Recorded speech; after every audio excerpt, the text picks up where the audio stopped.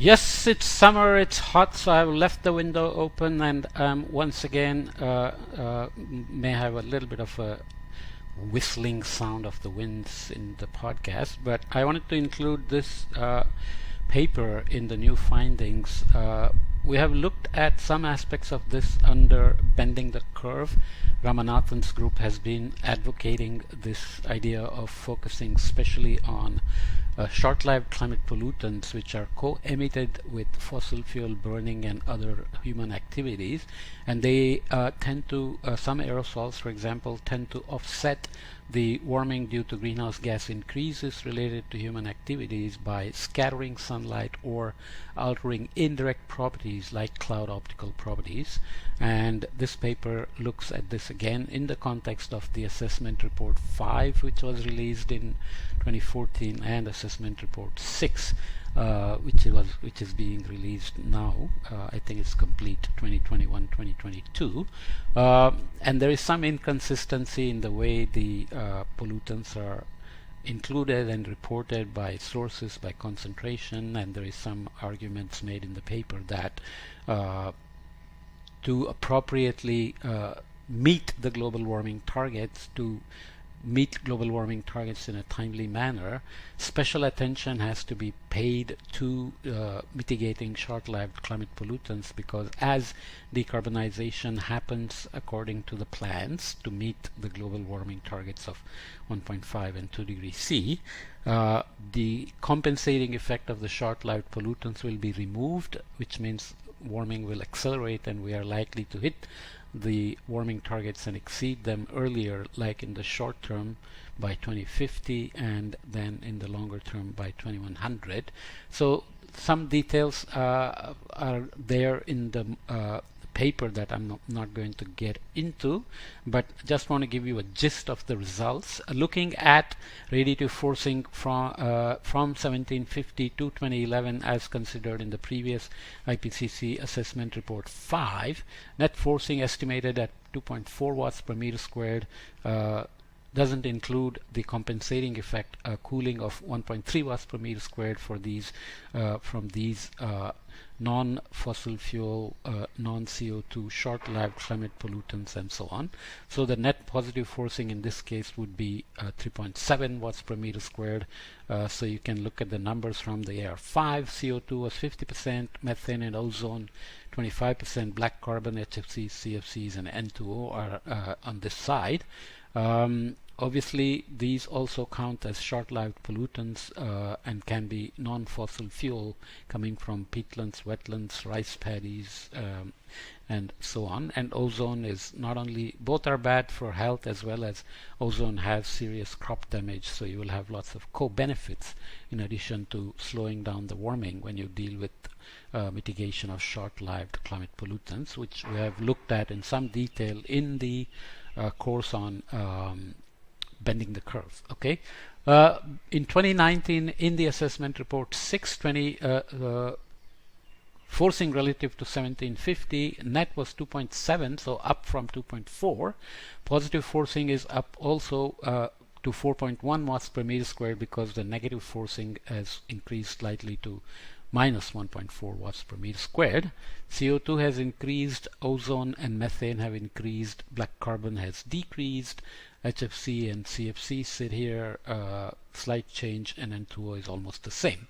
By the same token, when you look at 2100 relative to 2019 for the scenario shared socioeconomic pathway 3, with radiative imbalance by 2100 of 7 watts per meter squared. Remember that AR6 combined RCPs and SSPs to come up with these hyphenated scenarios.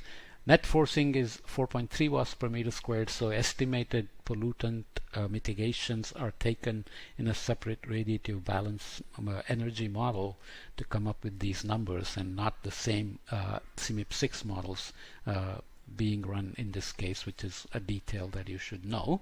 CO2 in this particular pathway ends up at 57% by 2100, cooling aerosols at 5%, methane and ozone at 16%, down from 26% here, HFCs up at 16%, and N2O up at to 6% negative forcing down to minus 2.29 watts per meter squared. So the main idea is to not be lulled by decarbonization goals and so on, and forget about the negative forcing and try to reduce these by express action towards mitigating short-lived climate pollutants, which have direct and indirect effects. Direct effects of scattering sunlight, indirect effects through cloud microphysics, cloud optical properties, and so on. Obviously large uncertainties, so one has to remember those. If you look at contributions in 2019 radio forcing from emissions by splitting them now into fossil fuel CO2 and non-CO2 and forestry and other land use CO2 versus non-fossil fuel non-CO2, you can see the numbers. Net forcing here is 1.4 watts per meter squared. With negative forcing, the positive forcing goes up to 2.5 watts per meter squared. Fossil fuel CO2 is at 57%.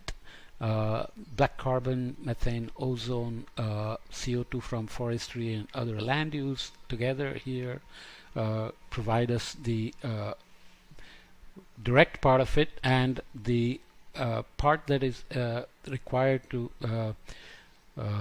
be addressed with special mitigation plans to change the warming exceedances in the near period out to 2050.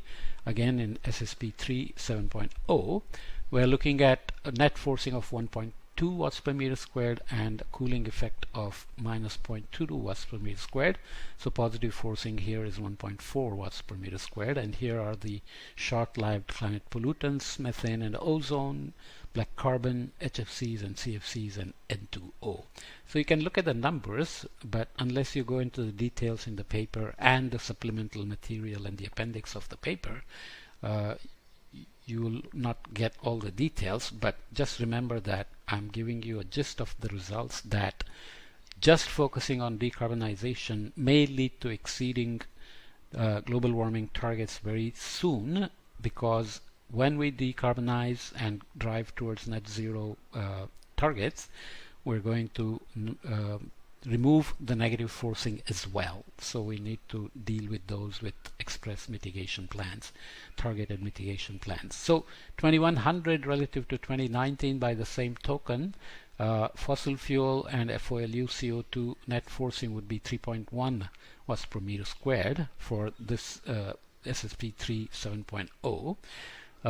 And negative forcing is reduced to minus 0.12 watts per meter squared. So this is the net result of dealing with mitigation of short-lived climate pollutants, which have huge co-benefits for crop yields because of ozone, and health impacts from methane and ozone and other black carbon and so on. Okay, so here you will have cooling aerosols of 7% shown as a sliver here.